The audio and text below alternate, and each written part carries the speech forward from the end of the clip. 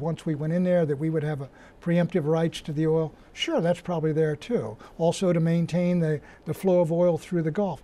But you know, I've stepped back, and the United States is, I think we're on our way out of the Middle East. I really believe that. You take a look at Hezbollah, take a look at the overthrow and the problems that pro-American right or pro-American dictators have. We're leaving Iraq. I think we're going to be leaving Afghanistan. And I don't think that's altogether a bad thing. And then you look at what is really the only vital strategic interest of NATO in the West. It is that the oil be allowed to flow freely through the Persian Gulf. I think Saudi Arabia has an interest in that, Iraq does, Kuwait does, even Iran does. I think that is the only cause for which you go to military action again in that part of the world if you're talking about a major war. So we've got a caller and squeeze in. Sid from DC. Sid, go ahead.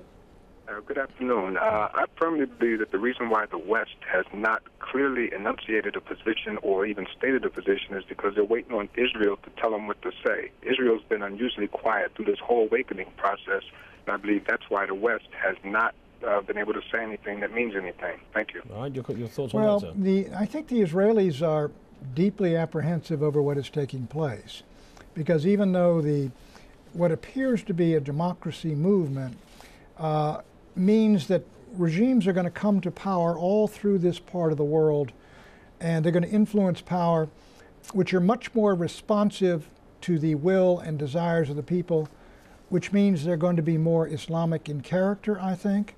They're going to be much more hostile to Israel, especially with regard to Egypt.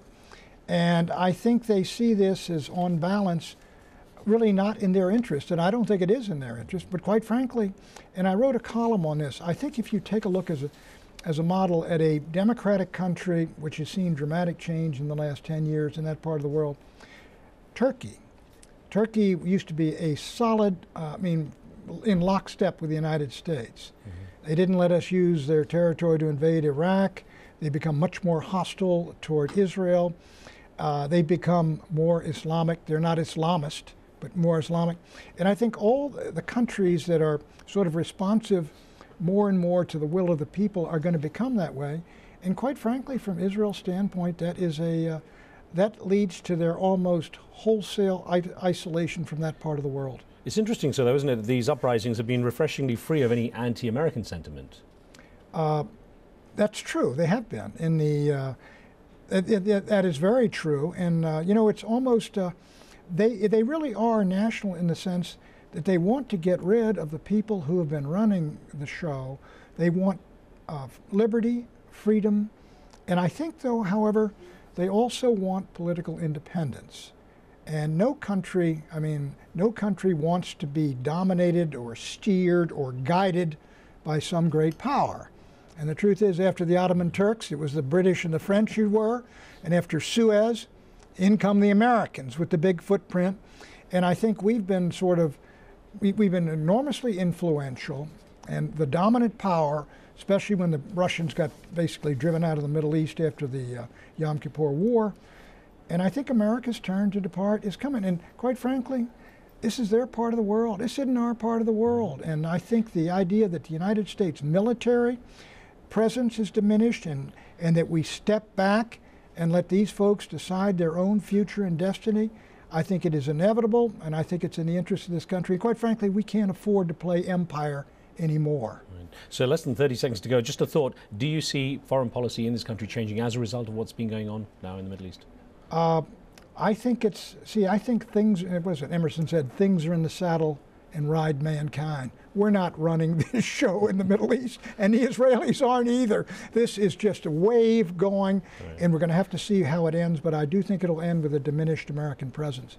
Well, Pat Buchanan, thank you very much, sir, for joining us. Thank you. Thank you, sir.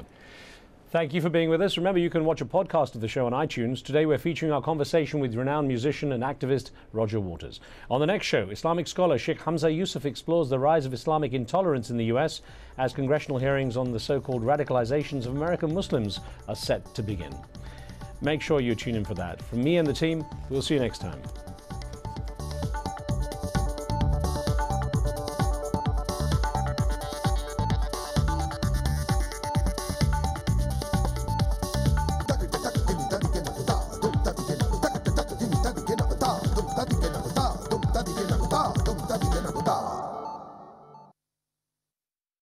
Business Latest is brought to you by Qatar Gas, delivering energy to the world.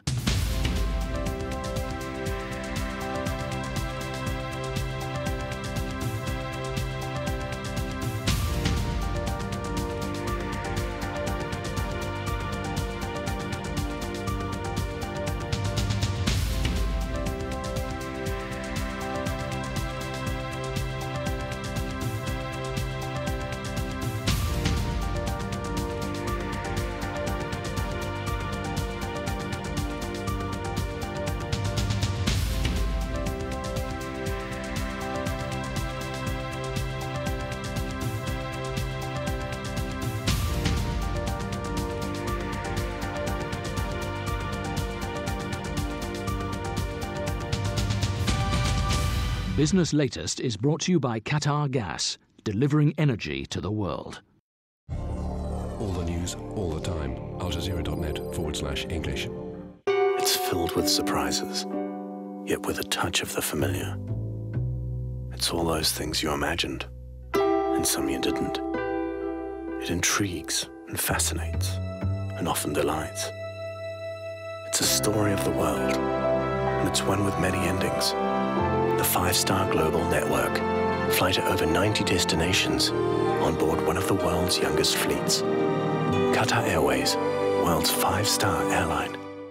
The army has to prove they have no intentions of hijacking power and of keeping any remnants of the old regime. From people making the news. The earthquake happened over a year ago. Now you want to come back and help your fellow Haitians? To those it affects. If Washington doesn't begin to help stabilize the government, it will create a backlash. Behind the headlines. Neither the United States nor China can hurt the other without hurting itself. Is the inside story. At this time on Al Jazeera.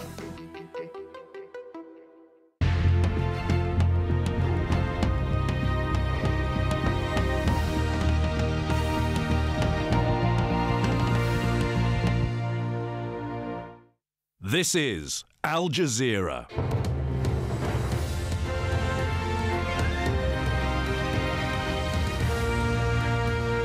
Hello and welcome to the News Hour, live from Doha. I'm Shuli Ghosh. From Al Jazeera News Centres here in Doha and in London, these are the main stories. Airstrikes over Ras Lanuf. Colonel Gaddafi's forces hit a fuel storage depot in eastern Libya. I'm Stephen Cohen in London. The top story from Europe. We may have brought Gaddafi out of the cold. It's now time to send him back into the cold, and fully and properly. European Union calls for the world to turn its back on Gaddafi as the debate over a no-fly zone goes on.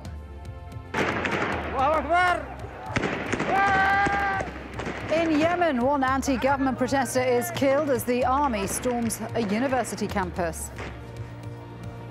And an attack on a funeral procession in Pakistan kills at least 37 people. Plus, Hindus in the US state of California want yoga to be recognized as a tradition.